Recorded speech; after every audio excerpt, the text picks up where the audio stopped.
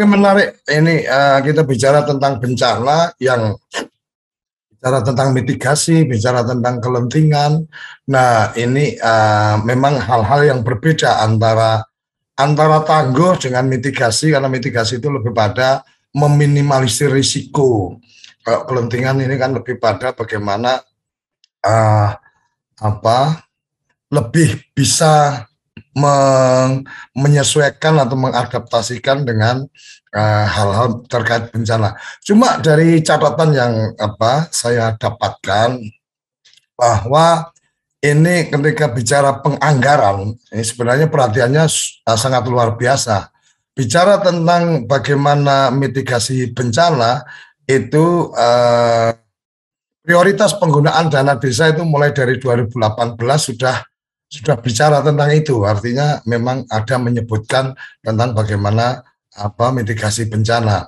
Kemudian Badan Penanggulangan Bencana juga dari 2012 itu sudah menyusun pedoman umum desa dan kelurahan tangguh bencana. Kemudian 2017 bahkan ada SNI, Standar Nasional tentang desa tangguh yang dirumuskan dalam bentuk standar penerapan.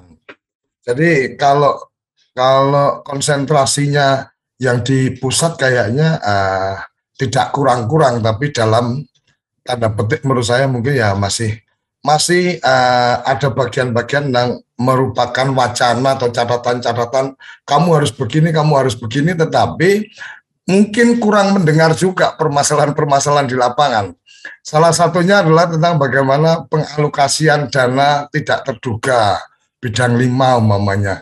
Teman-teman di desa mungkin ada kekhawatiran ini kalau postingnya ke sini harus seperti apa dan seterusnya karena petunjuknya kurang detail. Kemudian yang kedua tentang ketika akan berbicara tentang bagaimana mengalokasikan dana untuk mitigasi bencana.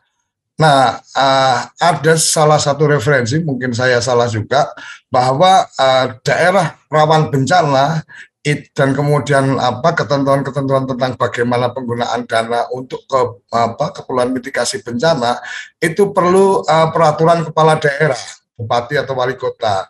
Nah, ketika bupati wali kota ini belum menyiapkan, ya teman-teman juga tidak cukup punya nyali juga untuk mempersiapkan walaupun sudah menyadari bahwa ini harus dilakukan dan seterusnya, karena peraturan bupati wali kota ini menyangkut kriteria bencana sosial, kriteria kegiatan yang dapat dibiayai, kriteria keadaan darurat, kriteria sarana dan prasarana dan seterusnya itu secara aturan ada di sana. Jadi mungkin ini bagian-bagian catatan-catatan yang mari kita carikan solusi bersama.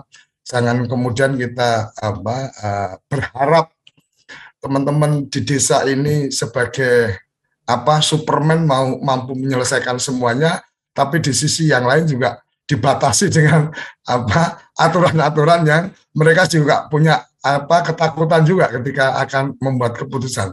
Mungkin itu catatan dari saya, tetapi luar biasa tentang mitigasi bencana, tentang kelentingan desa, edukasi tentang bencana dan seterusnya. Memang bagian-bagian dari edukasi masa lalu juga sebenarnya tumbuh di masyarakat. Saya ingat betul salah satu kakak teman saya ketika kejadian tsunami di Aceh ya sudah mengikhlaskan, udah nggak mungkin ketemu lagi karena tempat yang dia tinggali itu udah rata gitu kan. Tapi ternyata selang berapa lama kontak ke rumah, ketika dapat kontak ternyata karena dia sebagai dokter, dia langsung diajak oleh warganya, pokoknya Pak Dokter harus ikut kami. Nah ternyata di masyarakat itu ada satu cerita yang kalau ada air surut dan ikan-ikan berkelepar, jangan pernah ambil ikan itu, tapi ambil barang-barang berharga kamu dan pergilah ke gunung. Dan itu masih dipegang, sehingga satu kampung itu alhamdulillah selamat, hanya satu orang yang kebetulan sedang melaut.